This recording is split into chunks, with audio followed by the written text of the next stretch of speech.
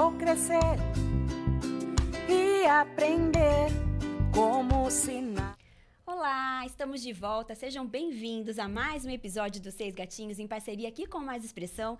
E para vocês sabem, né, que a gente gosta de falar sobre criança, sobre educação, e temos um assunto aqui para vocês educadores que é extremamente importante. É a presença da família na educação da criança e outra coisa, quem cuida de quem educa? Aonde que vai esse cuidado? E para falar sobre esse assunto, eu recebo o Marco Argento, que é psicólogo. Marco, muito obrigada. Olha, eu que agradeço pelo convite aqui, estar com você mais uma vez agora aqui no Seis Gatinhos é uma honra imensa. Então vai ser um prazer estar aqui com vocês, também o público que está nos assistindo, nos acompanhando. Olha, é um imenso prazer estar aqui com vocês também. Que delícia tê-lo aqui. Gente, só para contextualizar, o Marco, ele faz parte do Brasil Cristão Criança, Isso, da TV perfeito. Século XXI, e nós nos conhecemos lá quando fomos levar o projeto dos Seis Gatinhos, né, Perfeito. Marco? Exatamente. Ele faz mais outras coisas, depois durante a conversa a gente vai trazendo um pouco dos bastidores. Maravilha. Marco, vamos falar um pouquinho sobre essa questão, assim, da presença da família na educação da criança. Do ponto de vista, assim, emocional. Qual que é... O que isso representa? Olha, eu gostei dessa questão em si, da palavra que você usou, do que isso representa, né? Muito mais do que oferecer um caminho, uma resposta do que... de como fazer isso, né? Como ter uma representação boa. Vamos voltar para o princípio. O que é essa representatividade? O que seria um caminho... O que seria uma boa presença na vida da criança, né? Bom, é uma pergunta... Assim, eu já tô até me enrolando, porque... Tem muitas camadas, né, Marco? Tem Tem muitas muitas camadas gente. nisso. Mas eu agradeço desde já pra gente estar podendo falar sobre isso. Então, já destina minha fala aqui pra quem tá nos acompanhando também, que independentemente de ser pai, mãe, educadora ou educador, enfim, nós, enquanto sociedade, temos um papel muito importante aqui, de cuidar e de estar amparando essas crianças que estão vindo ao mundo e que vão se tornar adultos como nós. Ou melhor do que nós. Esperamos, né? Esse é o Esperamos. nosso objetivo. Então, de início, né? Como eu trouxe, que seria interessante a gente falar, então, sobre o princípio. E o princípio, então, de tudo isso, na verdade, começa antes até da concepção da criança. Eu até vou longe aqui dessa vez, viu? Sim, é uma análise. Estamos numa análise. Para falar, na verdade, começa no desenvolvimento da nossa função enquanto pessoa aqui, enquanto adultos, enquanto educadores, pais, enfim, amigos, tios, tias. Sim. Então a gente começa revendo, na verdade, quem somos nós aqui e como que a gente pode oferecer um caminho legal para as outras pessoas, crianças que estão vindo, que na verdade somos nós no futuro, né? Então, a primeira coisa que eu gostaria de apontar é o autocuidado para nós mesmos, o autoconhecimento também, essas palavrinhas-chave cujo prefixo é o auto aqui. Então, olhar para nós antes Para de educar olharmos... alguém, tem que olhar para si próprio. Exatamente. Perfeita síntese do que eu tô tentando trazer aqui. É justamente isso. E eu comecei a refletir bastante sobre isso a partir das minhas próprias experiências enquanto sujeito, enquanto pessoa, enquanto... cliente de terapia também, como a gente conversa. Terapeuta tem que fazer terapia também, né? Exato. É uma oportunidade muito bacana, assim. Se você que está nos assistindo aqui tem essa oportunidade, porque muitas vezes, infelizmente, reconhecemos que pode não ser acessível, pode né, não Marco? ser acessível para muitos casos. Mas se você tem essa oportunidade, vá em busca disso, porque, como eu falei, o princípio começa com a gente. Antes da gente educar o outro, porque a gente está em constante relação, na verdade, né? Sim. E em constante relação estamos com nós mesmos também, enquanto sujeitos. Então, até desculpa se eu fui muito longe aqui nessa... Não, mas eu se acho que muito é filosófico. profundo isso, porque eu entendi. Você quis dizer assim, como que um educador ele pode conduzir uma criança se ele não Exato. primeiro entender a si próprio? Exato. E entender também que nós somos crianças um pouco mais crescidas. Temos que jogo. tratar as nossas Exato. questões de infância. Digo nem de questão da infância em si, mas sim, de fato, se a gente pega algumas teorias da psicologia, como a psicanálise, por exemplo, muitos autores se voltaram para a infância para entender questões do desenvolvimento infantil, da adolescência, da vida adulta e até da vida de pessoas mais velhas, vamos dizer assim, né? Temos exemplos de Freud, Anna Freud, né, Melanie Klein. E a gente começa a entender que na infância acontecem muitas coisas, muitas relações são formadas, e relações do exterior, ou seja, as relações parentais, as relações que acontecem na escola mesmo, acabam tendo um papel muito importante para o desenvolvimento psíquico, segundo essas teorias. Pelo menos existem, lógico, dissidências na própria psicanálise, mas existem esses princípios que guiam essa orientação teórica.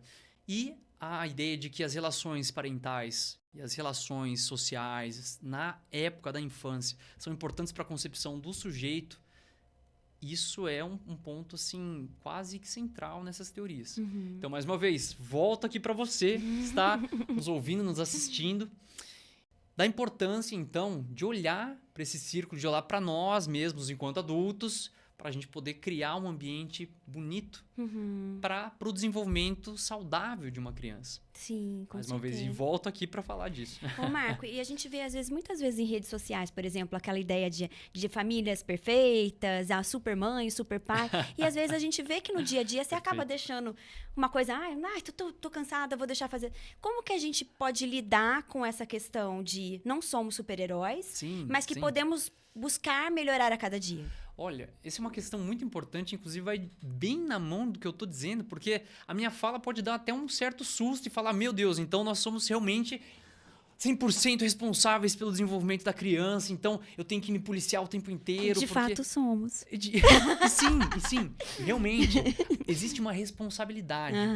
Mas, se a gente vai agora para outra teoria presente no campo da psicologia, que é a da análise do comportamento, a gente entende que o sujeito em si, ele é formado por diversas influências. A própria espécie humana, da qual nós fazemos parte, todas as pessoas fazem parte, então nós carregamos uma história que a gente entende como filogenética. Então, é uma história que vem carregada nos genes, né? Exato. Então, nós temos aqui, atualizados todos os dias praticamente, o que nos compõe enquanto seres humanos, homo sapiens. Então, primeira influência. Então, a influência quase que bem biológica, instintiva, aquilo que nos define. E o segundo ponto são aí entra a questão que eu trouxe da psicanálise e a nossa responsabilidade enquanto sujeitos, que é o ponto da ontogênese, que na análise do comportamento é chamada assim. Onto vem do grego, que significa ser, se eu não me engano. Então, a ontogênese, a gênese é a formação, enfim, como Gênesis na Bíblia tem também. Mas então é a origem do ser. E aí a origem do ser volta aí já para um ser humano já existente aqui, já temos um ser humano aqui, já consideramos a filogênese, né? Então temos aqui um sujeito biológico que é influenciado pelas experiências que ele tem ao longo da sua vida. Aí na análise do comportamento tem várias dessas influências, como os comportamentos podem ser desenvolvidos ou suprimidos, enfim, é uma teoria... Como o meio externo acaba impactando no nosso comportamento mesmo. Perfeito. Aí sim, a gente entra nessas relações comportamentais que envolvem tanto nossa composição biológica quanto as influências, os procedimentos comportamentais que são aplicados, as relações ambientais, a forma como eu me expresso, vamos dizer assim, eu vou colocar-me como adulto aqui da relação com uma criança, a forma como eu vou me expressando sistematicamente com essa criança, a forma como que ela está numa escola, como ela tem o relacionamento com os professores, com os amigos da escola também. Eu estou colocando aqui no gênero masculino, mas aqui se aplica para tudo, na verdade, né? Sim. Só fazer uma pontuação. Então, tudo isso sistematicamente é trabalhado e isso vai acabando desenvolvendo, acaba por desenvolver os comportamentos básicos daquela criança, daquele ser em formação. Isso é muito importante. Eu coloco a palavra sistemático aqui não por acaso, porque não é interessante isso, porque existe uma concepção quase que quase como um senso comum, mas que aos poucos isso foi quebrado em partes, sobre a questão de certos aspectos agudos da infância, alguns chamados traumas ou umas falas, por exemplo, que o pai, ou enfim, ou a mãe, vou colocar como pai aqui no caso, eu chego do trabalho, por exemplo, e eu tive um dia estressante, vamos dizer assim, né? Tá. E aí eu me expresso mal com a minha criança que quer brincar e eu fui naquele momento grosso. Pode criar também a ideia a partir disso de que essa cena é suficiente, necessária e suficiente para criar uma condição extrema no comportamento da criança e a criança fica diferente a partir disso. E aí existe um mito de uma culpa em relação ao que eu fiz. Porque, poxa vida, só foi um dia. Então, aí que está a importância da palavra sistemática. Então, as relações, para serem estabelecidas, lógico, existem casos realmente tensos aí que eventos específicos podem criar relações comportamentais complexas mesmo. Mas, de uma maneira geral, a questão sistemática, então, a duração, a frequência, a intensidade dos procedimentos, dos comportamentos, dos meus gestos, entre aspas, né? Aí eu coloco Daquilo que vai repetindo ao longo. Isso, aquilo que repete é o que acaba sendo mais importante para determinar comportamento das crianças. Então, você quer dizer assim, por exemplo, vê se eu entendi o que você quer dizer. Vamos lá. Vamos ver se eu me expressei bem. Vamos supor, lógico que vai ter dias que a gente é humano, a gente vai se expressar, Sim, mas se eu, no outro dia ou ao longo da vida, eu tiver outro tipo de comportamento, a criança vai até entender que aquele foi um mau dia, Exato. né? Afinal de contas, somos Somos seres humanos e que a gente não tem que se sentir culpado, porque vai ter dia que a gente vai estar chato, né, Marco? Acontece, gente. Você que tá nos assistindo, não tem aquele dia que você me olha no espelho e fala assim... cara, como você é chata. Ela não tô me aguentando. Exatamente. E veja, como que a gente pode, então, passar, querer... E aí tem essa falsa impressão do Instagram, que esse livro, inclusive, que eu tô dando uma olhada, fala sobre isso. Aquela cena perfeita que existe no Instagram, então, de pais e mães que fazem coisas, assim, quase sobre-humanas, que você fala... Trabalham, fazem academia, são maravilhosos, Isso, ainda e brincam com a criança ali sentada. Postam e cantam pra criança Isso. aqui. Lêem livro toda noite. Lêem livro toda noite. Você fala, mas será? E o será é realmente uma pergunta importante, porque, veja, a gente tá falando de seres humanos. Sim. E seres humanos que têm necessidades biológicas, enfim, que tem uma série de coisas. E eu vou entrar num outro ponto também, que é o terceiro nível aí de determinação de comportamento, segundo a análise de comportamento. Mas antes de prosseguir, realmente destacar que nem isso, passar essa visão de que somos seres sobre-humanos é uma questão que para criança também não é legal. Se ela vê o pai se descabelando e ao mesmo tempo falar que tá tudo bem, sem um momento de ter uma... de perceber que aquilo é real, que ele também tem seu momento, que ele não tá, né, legal naquele dia. Perfeito, porque, olha, nós não, como eu falei, nós somos determinados filogeneticamente pela espécie humana. Se somos biológicos, seres biológicos, nós não somos seres de silício. Nós não somos máquinas. Nós não somos inteligências artificiais. A gente ainda tem aquele lado reptiliano. Exato. Que dá uma Preciso pôr pra fora. Exato. E esse lado reptiliano, lado mamífero, está presente em nós. O lado primata aí, né? Então, nós somos seres compostos por neurônios, enfim. E esses neurônios precisam de tempo, espaço para se recuperar, sono também. Então, você que está nos assistindo e que faz tudo isso pelo seu filho e sua filha, olha, muito bom, mas pense em você também. Descanse um pouco, precisamos por isso que a gente está falando que o cuidador, ele precisa também ser cuidado, perfeito, né, Marco? Perfeito. Porque eu penso assim, às vezes eu vejo, quando eu estou bem, eu vou ter um bom relacionamento com a minha filha. Exato. Não é? Perfeito. É importante que a gente fale muito desse espaço que o cuidador precisa ter, ser amparado. Às vezes, no momento de estresse, ter alguém que ampare, que possa ajudar, acolher, sei lá, dá 5 minutos, você tá estressado, vem outra pessoa e te tira daquela situação. E esse livro fala justamente... Eu já Como vou chama fazer o livro? Isso, exatamente. Ele chama The Zen Mom. Então, é um livro em inglês aqui, eu acabei Marco, ganhando. para, né? Tá tudo escrito em inglês aí? Tá tudo escrito em inglês, tá aqui. Mas foi, assim, aleatório. Chegou na minha mão por uma outra compra. Mas foi muito feliz, assim. Inclusive, bateu justamente com o nosso tema aqui. E é muito importante isso. Aqui fala justamente... É um livro que fala, na verdade, sobre... Vou ler o subtítulo, né? Então, é um guia para encontrar o seu ritmo na gravidez, no nascimento e além. É destinado em si para as mulheres. Que legal. Mas... Tem tradução no Brasil ou não? Eu não tenho certeza. Tá, a gente vai dar uma pesquisada. Depois, se tiver, a gente põe o link aqui embaixo. Perfeito, porque eu peguei agora praticamente, tá fresquinho aqui. Mas é interessante que esse livro, ele aborda temas que são femininos, vamos dizer assim, porque envolve a gravidez, mas em vários momentos as autoras, que são duas mulheres, elas colocam assim, quando eu e meu marido, nós ficamos grávidos. Porque é uma família, né, Marco? Veja só que lindo isso. É um detalhe tão bonito. Então, assim, eu tô me encantando com esse livro porque eu tô aprendendo mais sobre as questões da gravidez que estão envolvidas com esse tema que a gente está trabalhando aqui hoje. Sim, sim. Então, assim... Do apoio da família. Isso, exato. Do amparo do marido, da família, dessa rede de suporte. Que, infelizmente, a gente sabe que muitas mulheres não têm essa rede de suporte. Exatamente. E acaba gerando um estresse ainda maior. Perfeito. E é muito sério isso. É muito sério, porque isso impacta, é até um ponto que eu queria tocar. E eu vou me aprofundar, acredito, mais pra frente, mas...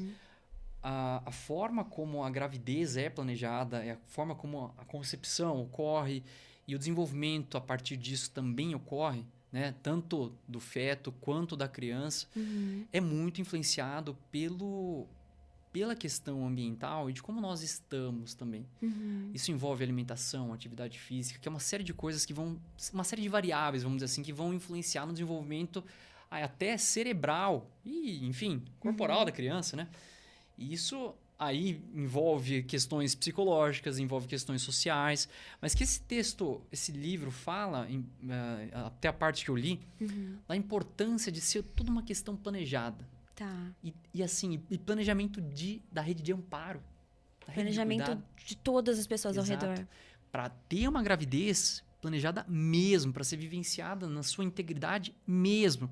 E de uma forma boa, tanto para os pais quanto para a criança que está vindo para esse mundo. E tudo isso está se envolvendo, está se ligando com o que eu trouxe no início, da psicanálise, da análise do comportamento, que a gente vai ir fechando esses pontos em aberto. Esses pontos que a gente acaba não se tratando assim no dia a dia, mas que são tão importantes, né? Muito. Isso tem impacto para a criança, Marco? Essa questão de como a gente está vivenciando a fase da gestação, depois quando a criança cresce? Olha, eu vou falar uma coisa séria, assim. Eu fiz... na época da graduação, a gente fez no primeiro semestre uma disciplina de genética. Tá. E essa disciplina de genética foi bem interessante porque, juntamente com outras disciplinas, deram uma base mais biológica para o curso de psicologia na minha universidade. E aí, qual que foi a questão? No final do curso de genética, a gente teve um conceito apresentado para nós que foi chamado de epigenética. E aí, a epigenética é uma coisa, assim, muito séria, muito séria. Porque a gente pensa assim, né? A gente volta até a questões da escola. Como é que é passado para os nossos descendentes as coisas, né? Aí tinha lá a época do Lamarck, que o Lamarck falava assim, olha, com muito esforço o organismo consegue se transformar. Use Isso, use Jesus. E aí isso passa geneticamente. Aí veio Darwin e também falou assim, olha, não é bem por aí. Tem as variações. Mais fortes sobrevivem, os mais fraquinhos vão morrendo. Exato. Aí tem as variações, aí o ambiente seleciona. Tá, beleza. Só que aí, essa história da epigenética foi mostrando o quê? Nós temos um genoma, certo? Os nossos genes aí, os 23... agora eu vou me confundir aqui, mas são 23 pares aqui, se eu não me engano. Isso. E aí, esses cromossomos, eles têm bases... Enfim, algumas bases químicas ali, alguns códigos que determinam grande parte das nossas composições físicas e também... Comportamentais. Em parte, sim. Em parte, sim? Em parte, sim. Olha que interessante. É uma coisa complexa. Mas não é nem esse o ponto, porque existe aí toda a questão da expressão do gene, né? O fenótipo. Então, temos o genótipo, que é a nossa composição que a gente ganha, vamos dizer assim, dos nossos pais, que a gente herda. E aí vem a questão filogenética, que a gente herda também da nossa espécie.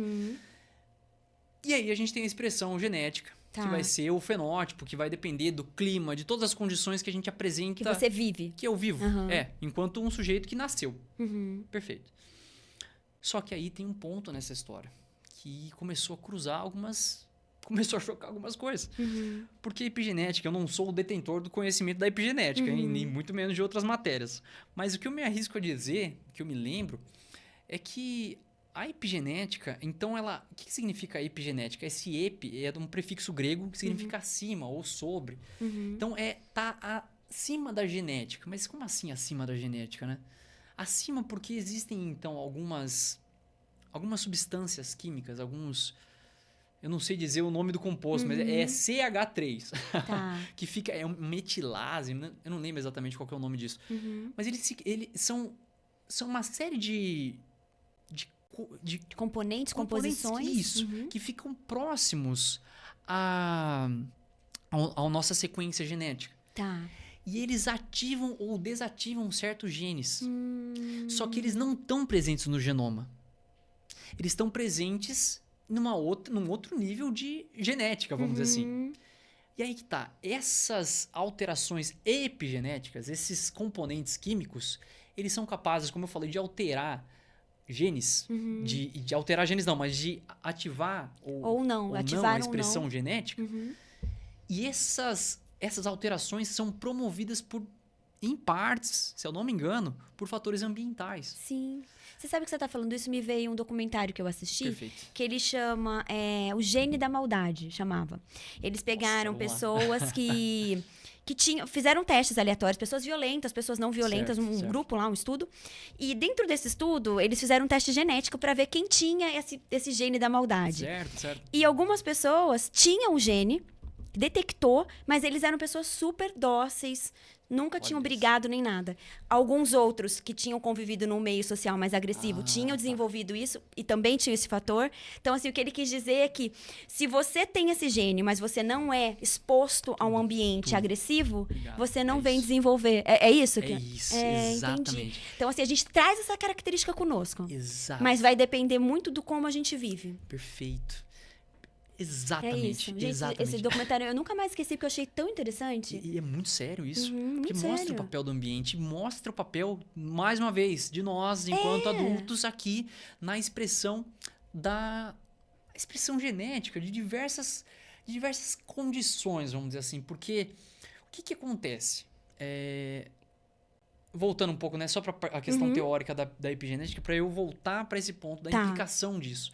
Que você já trouxe muito bem colocado, inclusive. Mas o fato é que essas alterações, então, são promovidas por fatores ambientais. Tá. Estresses ou pressões ambientais conseguem ativar essas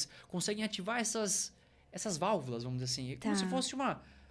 se fosse uma válvula. Tá dormindo, Isso. ela E aí, acorda. determinado cano que passa uma informação vai Aham. passar a aguinha, vamos dizer assim. Tá. A coisa que não existia pode começar a existir.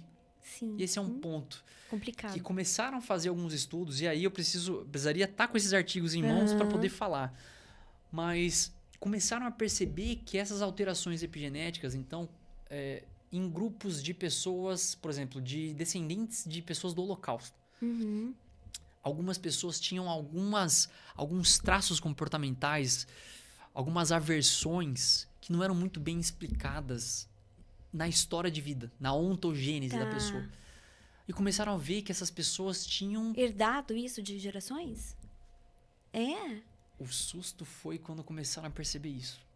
Olha que É uma coisa. questão quase transgeracional, acredite se quiser. E tem alguns artigos da Associação Americana de Psicologia voltados para isso. Em 2018, eu tive a aula de epigenética. Em 2019, eu acho que eu comecei a ver esses artigos. Então, é uma coisa que eu vi lá e foi passado muito por cima pra gente. Porque era um curso inteiro, né? Tinha que abordar bastante coisa. Mas aí que tá. Começaram a ver que Como é alguns sério, medos podem ser herdados. Herdados. Aí, assim, a alteração epigenética é capaz de influenciar a expressão genética que é passada para a criança. Que coisa. E aí o ponto. Então, existem certos medos que eu, enquanto adulto, tenho, que se eu não for trabalhar esses medos, eles podem... Aí eu vou assim, realmente extrapolar aqui o dado que a gente tem. Tá. Mas a ideia é que eles poderiam ser transmitidos de algum modo na composição genética e a criança pode vir com certas aversões ou certos a tal de apetites ou certas aproximações para certos estímulos em função de coisas que eu vivenciei. Olha que coisa. Que coisa séria, né? Como a gente tem que olhar pra gente mesmo, né? Veja que coisa mais perigosa. E aí, voltando para a questão, não tanto dos pais em si, mas de como o ambiente influencia isso, existem certas teorias aí voltadas para terapia cognitivo-comportamental, que vão conceber como que surge uma psicopatologia numa criança, num adulto, em qualquer pessoa, né? Então vão existir vulnerabilidades genéticas, Tá. vão existir vulnerabilidades psicológicas ou comportamentais. Então, se a criança passou por momentos de desamparo na infância, por exemplo, se a criança, né, o adulto no caso, passou por momentos de desamparo, passou estresses ou abusos, se isso acontece, isso é uma coisa que é muito sério, porque deixa marcas mesmo, assim, psicológicas e por vezes físicas também. E se o ambiente atual, ele tem estresses, assim, ele tem recursos ansiogênicos e tudo mais, é a panela, são fatores que favorecem o desenvolvimento de psicopatologias. Tá. Por outro lado, o oposto também é verdade. Então, isso pode ser impedido. Então, essa epidemia que a gente vê de saúde mental acontecendo, ela não é tão misteriosa assim. É que é bem complexo. É bem complexo. É uma questão multifatorial. Para questões de psicologia, enfim, determinação de comportamento, é sempre uma questão multifatorial. Mas existem, então, questões que eu posso me programar. Então, se na família, por exemplo, a pessoa tem parentes com transtornos psiquiátricos, isso já é um sinal que a pessoa precisa ficar atenta. Um cuidado maior. Um cuidado maior com a criança. Porque ela pode ter, mas pode, é sempre uma questão de possibilidade aqui. Ela pode ter uma composição genética que favoreça o desenvolvimento de alguma psicopatologia. Tá. Caso de transtorno bipolar, esquizofrenia, que são transtornos essencialmente biológicos.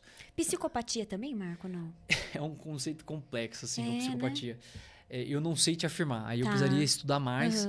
Porque a psicopatia, ela tem questões biológicas. Tá. As psicopatologias vão Todas, ter... assim, no geral. Vão ter questões, essas vulnerabilidades biológicas. Tá. Mas a psicopatia ou o transtorno de ansiedade como é que é? Transtorno de ansiedade, transtorno de personalidade antissocial. Isso. É uma questão aí de personalidade, Tá. que é uma outra conversa, vamos dizer assim. Entendi. Porque os transtornos que eu citei, que é a bipolaridade ou mesmo a depressão, fazem parte de uma categoria de transtornos de humor. Tá. A esquizofrenia já é um transtorno considerado mais como psicótico. Tá. É um termo específico, mas enfim. E aí tem os transtornos de personalidade. Já ouviram falar de borderline, coisa sim. assim, né? E tem a questão do transtorno de personalidade antissocial. E aí Tá. que entraria, vamos dizer assim. E aí envolve, sim, questões biológicas, mas envolve também muitas questões sociais, ali, sociais e psicológicas. Entendi. E vivências da criança, a forma como foi lidado pelos pais, certos comportamentos que já desde a infância são notados como antissociais, de agressão. É muito sério isso, é muito sério mesmo. Então, até o caso de TOD, por exemplo, de transtorno de oposição, transtorno opositor desafiador, Tá. que às vezes é muito comum nas escolas A acontecerem, gente né? escuta falar bastante agora, né? Exato. É um dos transtornos assim que ele está associado com o desenvolvimento no futuro, se não for cuidado devidamente, com transtorno de personalidade antissocial. Se Tá. não for cuidado. Por isso a importância, assim, é muito sério. Você perceber e fazer esse tratamento. Fazer um tratamento certo, assim. E existem evidências de quais são os tratamentos mais indicados para isso. E é muito importante, porque isso pode prevenir certas ocorrências. Mas, assim, eu não posso deixar de negar que existem fatores sociais envolvidos também. Tá. Questões socioeconômicas são muito relevantes para transtorno de personalidade antissocial. Então, infelizmente, existe isso, porque... Você diz por ele estar exposto ali à Exposto, falta, exato, a não ter carência. alimentação, a Perfeito. alienação parental, a Isso. violência no dia a dia. Isso, exato. Então, todos esses são fatores muito importantes para a gente entender a manutenção de certos padrões de comportamento. Entendi. Porque a personalidade vai ser um conjunto de padrões de comportamentos mais fixos. E comportamentos que eu digo do campo privado e encoberto, do que eu penso, até do que eu percebo, até do que eu acho, até do que eu gosto, do que eu não gosto. Então, uma série de coisas assim mais complexas. Enfim, parece que a gente se distanciou do tema, mas não. Isso aqui tudo compõe... tudo faz parte. Deixa eu te perguntar uma coisa totalmente Por assim que favor. me veio. Por favor. Já conheci pessoas que a família, vamos supor, a avó batia na mãe, que a mãe batia. Tipo, como se fosse geração. Isso pode ter uma explicação dessa que você falou que vem?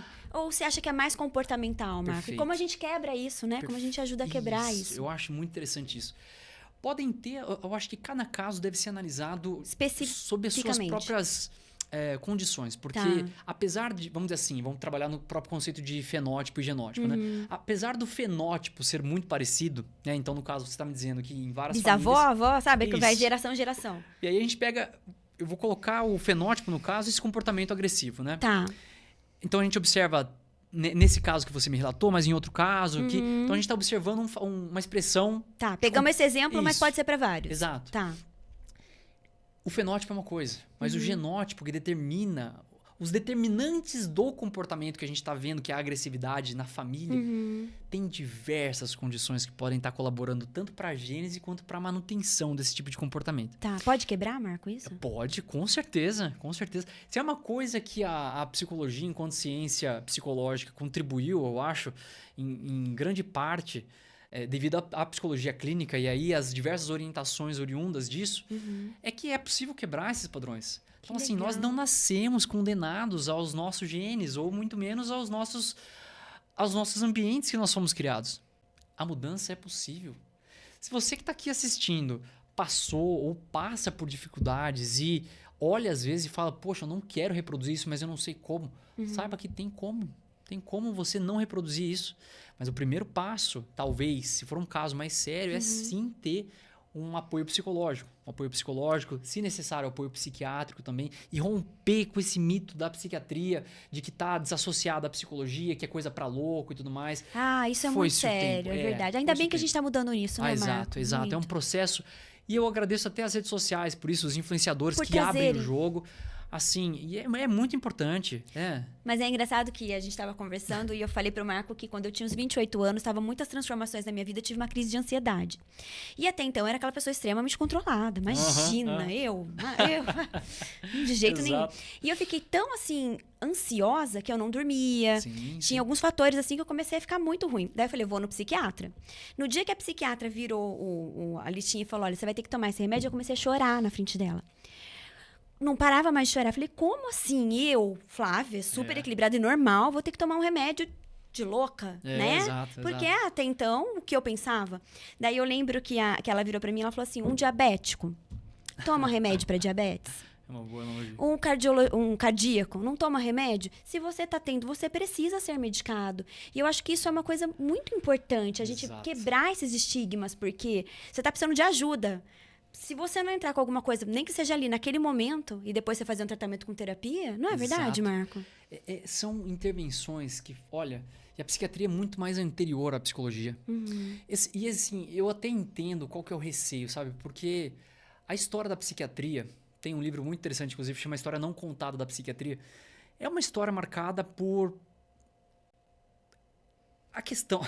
Tem que voltar até mais. É uma questão filosófica até a história do tratamento de divergências da norma, vamos dizer assim. Existem diversas concepções. Concepções religiosas do que é esse fenômeno.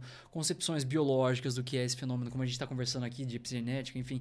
Concepções psicológicas, sociais. Existem diversas formas de enxergar uma psicopatologia, vamos dizer assim, né? Mas... O tratamento que a psiquiatria teve, e é interessante até destacar qual que é o termo psiquiatria que a gente conhece, né? O psique, né, da psiquiatria é o mesmo da psicologia. Tá. É a alma. Veja só, a alma, olha que beleza. Olha que filosófico isso, né? E aí a diferença, né, o logos da psicologia vem de estudo, saber, de conhecimento, e a tria da psiquiatria vem de cura. Então, veja só, a psiquiatria seria a cura da alma. E a psicologia, o estudo da alma. Mas ambas se complementam. Sim. Mas Caminham juntas, Caminham né? juntas, com certeza. E aí a questão, né? A cura da alma é um pouco pretensioso também dizer, né? Mas era o que tinha, era o que teve. Dentro das áreas médicas, a psiquiatria, ela demorou para se firmar enquanto uma ciência mesmo. Porque antes era um braço da própria neurologia. Então teve muito, por exemplo, Freud mesmo. Freud ele não era psicólogo, porque ele não tinha faculdade de psicologia na época. Ele era médico, neurologista. Então, Freud... E ele falava sobre a psicanálise, né? A análise da alma. E ele desenvolveu Freud nasceu em 1856. E ele foi desenvolvendo aí um tratamento diferentemente de outros contemporâneos dele, também dessa área da medicina, se eu não me engano, como Emil Kraepelin, se eu não me engano, que foi é um grande pai da psiquiatria, que foi um tratamento mais voltado aí para um controle meio duro das coisas. Tá. Freud foi mais pela fala, né? A cura pela fala, como reza a lenda, né? Que foi cunhado esse termo. Mas foram dois caminhos distintos, mas que foram igualmente importantes. A questão do desenvolvimento da neurologia permitiu a gente compreender aspectos ligados ao cérebro, aos neurotransmissores, que hoje, assim, Resposta pra muita coisa, né? para muita coisa. Então, por exemplo, transtorno bipolar, que era uma condição chamada maníaco-depressiva, ou Que era até tratado como louco, né? como Marco? louco, assim como a esquizofrenia, vamos dizer assim, né? São transtornos que começaram a perceber que, essencialmente, são biológicos. Existem deficiências neuroquímicas. Não é culpa da pessoa. Não. E aí que tá. Só que existe todo um trabalho, como eu falei, das vulnerabilidades biológicas, sociais, psicológicas, que podem favorecer ou não o desenvolvimento de um transtorno bipolar. Por exemplo, a esquizofrenia. Então, o uso de substâncias psicoativas, por exemplo, pode eclodir certos episódios maníacos, ou, enfim, favorecer surtos psicóticos que podem, aos poucos, caminhar para o desenvolvimento desses transtornos. Então, como a gente falou, da questão do gene do mal. Não necessariamente que eu tenho um gene, se eu tenho um tio, se eu tenho um pai que tem transtorno bipolar, quer dizer que eu vou desenvolver. Sim. Mas existem fatores que eu posso me precaver para não desenvolver. Mas, enfim. Então, ficou claro. Inclusive, hoje, o que recomendam as principais diretrizes para transtorno bipolar, no caso, né? Que é um tema... Transtorno de humor interessantíssimo. As diretrizes mostram que, na realidade, terapia não é o tratamento mais eficaz para remissão, não, mas para o controle dos sintomas, né? Tanto para a esquizofrenia quanto para o transtorno bipolar, acreditem se quiser, mas as diretrizes mostram que a terapia, ou seja, o tratamento mais eficaz é a medicação. Porque se falta aquela substância naquele organismo, você tem que repor, né? Se a Exato. gente partir para um lado lógico, assim. Exato. E aí a gente não tem como.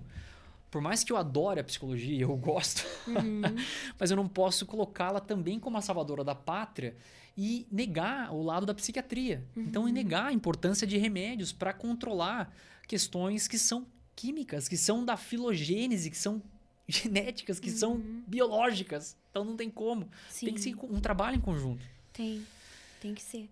E é importante a gente ter essa certeza de que se você tá sentindo... Como que a gente percebe isso tudo, Marco? Como que a gente faz? Vamos supor, tá na Ótimo. hora da gente buscar uma ajuda. Ótimo. Eu acho que os primeiros sinais, assim, para qualquer tipo de psicopatologia são vários. Mas tem alguns. Porque cada psicopatologia vai ter uma manifestação clínica específica. Tá. Depressão, você pode ver, você pode observar, porque tá muito comum também as pessoas, como eu falei, das redes sociais, as pessoas falarem, né? Isso, sobre mas isso. vamos focar na criança, vamos Isso, supor. Como perfeito. que eu avalio Psicopatologia- que uma criança tá com algum problema? Perfeito. Psicopatologia infantil. É diferente do adulto. Tá. Então, existem algumas características gerais. Eu vou dar as gerais para a gente poder depois focar na infância, que eu precisaria até ter mais dados, precisaria estudar mais para poder te trazer isso. Tá. Que tá Mas sempre avançando, né? Tá sempre avançando. Mas é importante. Mas é importante a gente já atentar, porque estamos falando no início da vida e as intervenções se acontecem no início, como eu falei, do caso de transtorno de personalidade antissocial, a gente pode evitar certas consequências, implicações mais graves para a vida da criança e para a vida da família. Tá. Então, a pergunta foi ótima. Então, primeira coisa, vamos analisar o impacto que está tendo em termos funcionais da criança.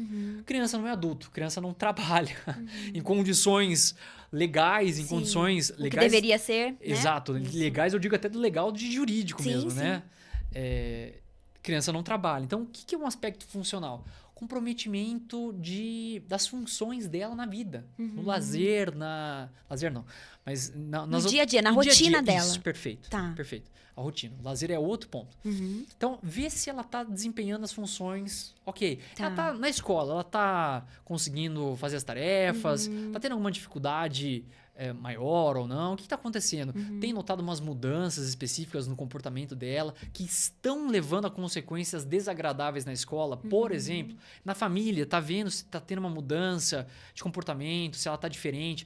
Aí eu já vou para outro aspecto. Então a gente pega a função, né? No caso da escola, porque é o trabalho, vamos dizer assim, que a criança que a criança exerce nesse mundo. As brincadeiras também. Mas as brincadeiras entram no outro aspecto que eu vou entrar agora, que é o lado do lazer, do prazer. A criança perdeu. É perceptível uma perda de prazer em fazer as coisas. A criança está diferente, a criança antes que falava muito, não quer falar mais, está quieta, está reclusa. Então nota-se, você que está adulto, por isso que é importante a gente estar conversando. Você que está adulto, é legal essa fala aqui. Você que está, porque depois, enfim. Mas é isso, perceba. A criança está tendo essas alterações, assim, ela é nítido uma perda de prazer. Por que eu falo pra você isso, né? Porque às vezes a criança não vai reconhecer pela fala isso. Mas crianças, olha, de idades até infância, é perceptível, assim, mudanças. E que os pais têm que estar sempre atentos aos comportamentos das crianças, né? Perfeito. Então, segundo aspecto, prazer, né? A questão da motivação. Da motivação. Pela vida, talvez. Motivação até. pela vida. É isso, exatamente. A motivação intrínseca. A própria atividade é prazerosa para ela. Se teve uma modificação aqui, já é de ficar atento. Tá. Outra questão, intensidade. A criança, quão intenso está sendo esse momento para a criança? Você está observando esses fatores, esses comportamentos que eu estou dizendo. É muito crítico a coisa. Está muito distante daquilo que a criança é num momento usual. Um ponto importante. Por que isso é importante? Porque se acontecer um luto, por exemplo, se a criança perdeu, por exemplo, um bichinho de estimação, um gatinho de estimação, a gente tem que entender e contextualizar esse sofrimento dentro da realidade da dela. realidade. Poxa, perder um bichinho, eu cresci a minha vida inteira com bichinhos de estimação, no caso cachorros. Perder um deles é um momento Muito que impactante. fragiliza demais. Mas é isso. Qual que é a intensidade disso? Aí a gente entra num outro ponto. Qual que é a duração? Tá durando quanto tempo? Então, vamos supor que o bichinho faleceu. Mas a gente tem uma expectativa de recuperação da criança, as atividades... Porque o contexto todo pode mudar, mas uma hora as coisas voltam a... Sim, se encaixando, né? Isso. Então, no caso da escola, ok, teve um comprometimento na escola, mas depois ela começou a voltar. Agora, ela não volta. Ela começa a ficar mais reclusa ainda. Você fala assim, peraí, mas... Tem alguma coisa errada. Tem alguma coisa que... Será que é, de fato, luto ligado... Porque pode ser também uma condição. Luto complicado, hoje em dia, que fala. Ligado à perda de um bichinho. Mas pode ser outras psicopatologias também. Que podem estar se desenvolvendo aí como uma depressão. Porque, no caso... O que eu imagino aqui, a cena fica mais uma depressão envolvida, né? Mas pode ter outros comportamentos ansiosos, por exemplo. Duração de... A criança pergunta muito, a gente... Sabe que a gente... quando que a gente vai pra praia? Não sei o que, não sei o que lá. E começa a perguntar, mas... Fica fora um pouco da contexto. Isso, você fala, mas... O que será que tá acontecendo, né? Falei de duração, agora eu falo de frequência.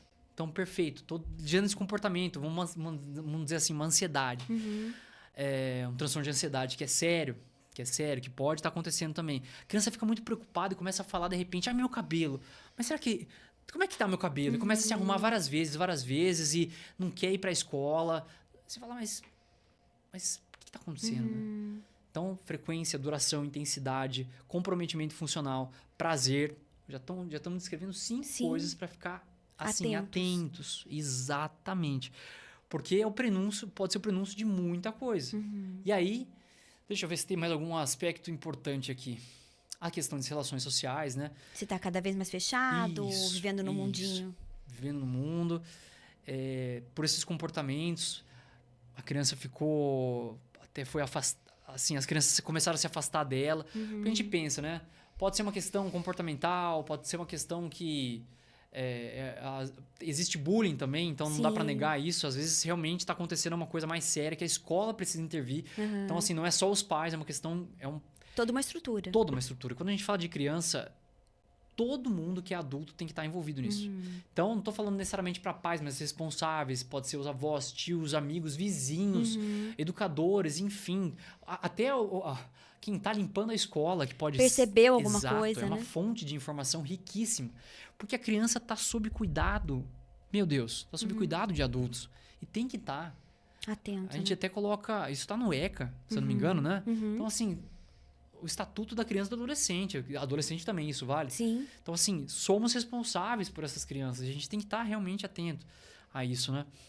Então, são esses pontos aqui, comprometimento social, prazer, funcional, como é que tá na escola, se tá conseguindo fazer as tarefas de casa, a questão da duração desses comportamentos, a questão de intensidade, a questão da frequência. Então, são diversas variáveis. Veja, diversas variáveis que eu estou dizendo que são observáveis. Então, é um pouco tenso, assim, dizer isso, mas o sofrimento, por vezes, ele é realmente imperceptível. Realmente, às vezes, fica um pouco fora... É difícil de perceber. Tá. Porque, como a gente fala, nós não somos super-heróis. Os pais não são super-heróis. Às vezes, a gente tem uma rotina muito complicada que, às vezes, é difícil olhar. Mas eu tô dizendo que existem sinais. E não digo nem sintomas. Existe até uma diferença de sinais e sintomas, né? Sintoma que eu falo, sinais o que eu observo na pessoa. Existem sinais que os pais podem observar na criança. E eu espero que esse podcast sirva também para isso. Esse episódio sirva até para você ficar atento a esses sinais que podem te acender uma luz e falar, eu acho que tá uma luz amarela, deixa eu correr atrás. Ou não, uma luz verde, não, tá tudo ok. Isso aqui também pode ser um sinal para você falar assim, ufa, tá tudo bem. Certo, e tá né? tudo Tô bem. vendo que tá tudo e bem. que bom, então você tá fazendo, olha, tá legal. E mesmo se essa luz esteja vermelha, vamos dizer assim, essa luz ficou vermelha, você ouviu aqui e falou assim, não, tem alguma coisa errada. Também não se culpe, porque muitas coisas acontecem fora do nosso controle. Como eu falei, temos aí a filogênese impactando, temos aí a ontogênese, e tem o terceiro aspecto que eu não tinha mencionado, que eu trago, que é a sociogênese, ou a cultura. Então, as redes sociais estão aí. Sim. Então, assim, o acesso às informações também estão aí, está tudo muito disponível. E aí isso entra num campo de intervenção da própria educação, de questões políticas públicas, né? De como, de pensar na vida da criança, como que esse ser informação está sendo exposto à cultura, que tipo de cultura está sendo exposta a ele. Então, assim, não se culpe, porque pode acontecer, sofrimentos podem acontecer. Mas, como a gente ressaltou aqui, são Tratáveis. São tratáveis. Temos uma esperança, Exato, né, Marco? Esperança, exato. O que a gente está vivendo não é um diagnóstico do que vai, tipo, né? É uma... Não é uma sentença. Não é uma sentença, é isso que eu quis dizer. Não é uma sentença. Perfeito. Porque, até importante essa palavrinha, né? Diagnóstico é uma palavra grega, se a gente for fatiá-la, né? Dia é um prefixo, através, gnóstico, gnose e conhecimento. Então, através do conhecimento, a gente chega a algum ponto. Então, caso você aqui ouviu esse podcast vá levar em um profissional de saúde, ou você já tem uma criança e ela já está sendo acompanhada e o profissional de saúde chega com um diagnóstico, acalme-se, porque esse diagnóstico não é um rótulo necessariamente. Diagnóstico, como eu falei, se a gente for na etimologia, a origem das palavras, através do conhecimento a gente chega a algum ponto. Então, o diagnóstico vai favorecer, a pessoa vai ter lá pode ter um CID, que muitas vezes fala isso, né? Em contexto escolar. A criança tem o CID X, papapá. Mas veja, se isso for tratado de uma forma ética e honesta, esse CID o que ele significa? Significa que a criança está apresentando um padrão de comportamento que se enquadra numa categoria diagnóstica. E essa categoria diagnóstica já foi pesquisada. Então, assim, existe um corpo teórico e técnico que pode oferecer um caminho de paz para essa criança, para ter um bem-estar.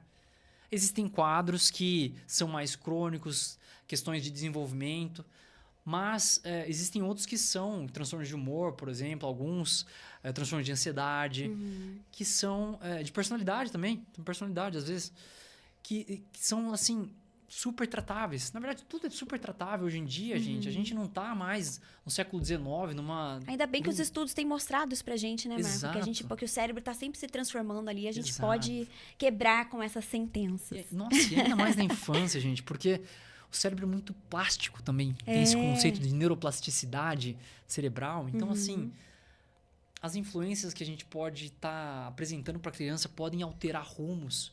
Então, a criança que hoje foi diagnosticada com um laudo, por exemplo, de TDAH, que é muito comum isso, né? E a família pode estar, puxa vida, não sei o que. Até os mesmos educadores podem estar, nossa, essa criança é problema, não sei o que, não sei o que lá. Mas, às vezes, é um caminho que ela pode estar tendo para se autoconhecer, para se autogerir e poder desenvolver tantas coisas. Você vê biografias de pessoas aí com TDAH, Autistas, né? Que fizeram tantas coisas. que fizeram e podem fazer muito e somam demais no mundo. E é até interessante porque essa neurodivergência favorece a diversidade e a perspectiva dessa criança se torna única e ela colabora com o desenvolvimento do conhecimento e com o desenvolvimento das artes. Tantas coisas que se Tantas coisas abrem. boas. Tantas coisas. gente. Marco, aqui o Lucas tá soprando no meu ouvido que a gente tá Vai. conversando Vamos, sem vamos. parar. Gente, ó. Mas Temos que esse parar. assunto de saúde mental, de cuidar da gente, é um assunto muito rico, porque eu acho que traz muito conhecimento pra gente. E eu só tenho que te agradecer Nossa. por ter trazido essa luz, Poxa né? vida. Porque eu acho assim, essa esperança de que não temos uma sentença. Exato. Temos um tratamento é uma coisa que todo mundo precisa. Talvez a sentença seja há possibilidades, há esperança. É isso Essa aí. é a sentença aqui, na verdade. E vamos finalizar então esse podcast Perfeito. com essa sentença boa de que a esperança, A né, Marco? esperança, com E certeza. de que estamos todos juntos se ajudando e continuem acompanhando o nosso podcast. Lembrando que dia 25 tem o troféu Frutos de Indaiá, com a apresentação do Jades e Jadson. Marco, obrigada, Maravilha, querido. querida, obrigado Tudo pelo de bom, convite. viu? E você que está nos assistindo também, muito obrigado pela sua presença aqui. Você incentiva a gente a continuar com essas Com conversas. certeza. E esse podcast maravilhoso, olha, esse projeto maravilhoso que tem muita coisa para vir aí pela frente ainda. É isso aí, Marco. Obrigada, gente. Agradeço. Obrigada e até a Até próxima. mais, pessoal. Tchau, tchau. 1, 2, 3, amigo até o fim. 4, 5, 6, você perto de mim, de mim.